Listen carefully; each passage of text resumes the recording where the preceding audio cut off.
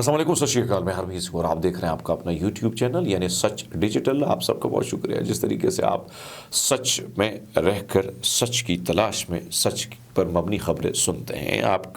ہم آپ کے لیے لے کے عراق کی جانب سے پھر سے حملہ ہوا، حزب اللہ کی جانب سے بھی کچھ کارروائیاں کی گئی ہیں جو آپ کو بتائیں گے اسی ویلاگ میں، جبکہ آپ کو یہ بتائیں کہ اسرائیلی اخبار نے کچھ دعویٰ کیا ہے، وہ بھی ہمارے ویلاگ کا حصہ ہوگا، اور یمن کی کچھ کارروائیاں ہیں جو ہم آپ کے ساتھ شیئر کریں۔ سب سے پہلے بات کریں گے، حزب اللہ نے واضح کیا کہ جب اسرائیلی فوج غزہ سے انخلا کرے گی تو وہ جنگ بند کر دے گا۔ یہ لفظی طور پر ایک سرخ لکیر ہے، تب تک کسی جنگ بندی کی تجویز اور کوشش کو یکسر مسترد کرتے ہیں۔ میں نے کل آپ کو خبر دی تھی، کہا تھا کہ بارہا کوششیں کی گئی، روس کے ساتھ ملاقاتیں خفیہ طور پر کی کہ کہا گیا تھا کہ بھائی صاحب اب اس جنگ کو روکا جائے۔ اب حزب اللہ نے بھی واضح کیا کہ بھائی صاحب ایسا نہیں ہو سکتا ہے۔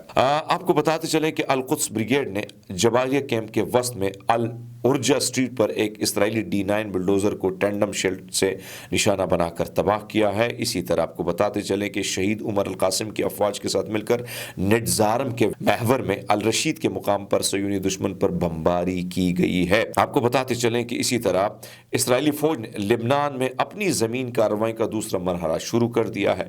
لبنان میں آپریشن کے دوسرے مرحلے کا مقصد حزب اللہ کے میزائل صلاحیتوں کو ختم کرنا ہے۔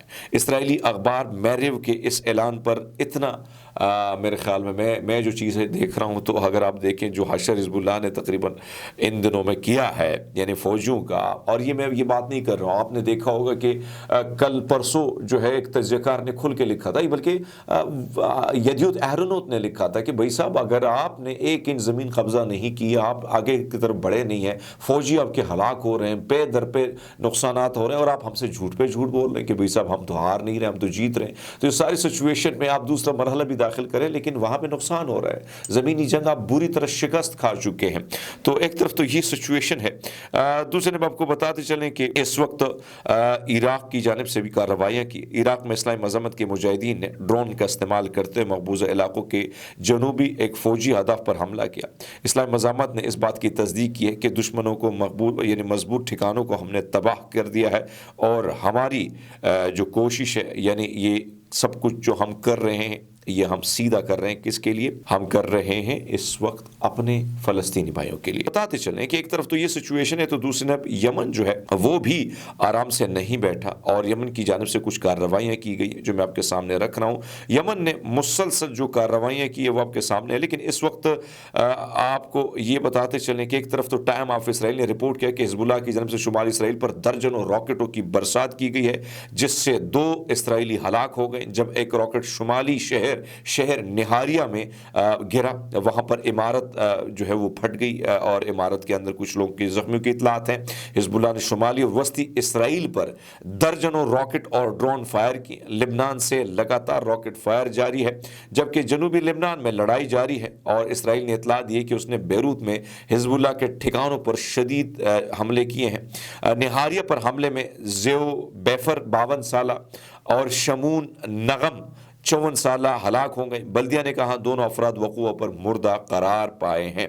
اب اسرائیلی اخبار یدیوت اہرونوت نے تجزیہ دیا، انہیں کہا ہے کہ شمال جل رہا ہے، حزب اللہ کی مسلسل راکٹ فائر جاری ہے، یہ محسوس ہوتا ہے کہ شمال کے شہر واپس نہیں آئیں گے، یعنی شہری واپس نہیں آئیں گے۔ لبنان میں حملے تیز ہو گئے اور زمینی آپریشن کو بھی سست کیا گیا ہے، نہ کوئی بڑھایا گیا۔ تجزیہ میں لکھا گیا کہ ایک طرف نئے وزیر دفاع نے اعلان کیا کہ ہم حزب اللہ کو شکست دے رہے ہیں، دوسری طرف تنظیم کے حملوں سے اس طرح کا تاثر نہیں لگتا۔ یہ دعویٰ سچ، اس کے برعکس ہے۔ ایک سلسلہ وار حملوں کے بعد معاملات بہت خفیہ نیٹ ورک اندر ایران نے داخل کیا، جس کے بارے میں نے آپ کو بتایا بھی کہ وزیر اعظم ہاؤس سے بھی آپ ایران کے ایجنٹ پکڑے گئے، تو اس سے اور بڑی ناکامی اسرائیل کی کیا ہو سکتی ہے۔ پینٹاگون نے کہا یمن کی جانب سے 2 امریکی جنگی جہازوں پر متعدد حملے کیے گئے، کم از کم 8 ڈرون، 5 اینٹی شپ بیلسٹک میزائل اور 3 اینٹی شپ کروز میزائل USS اسٹاکڈیل اور USS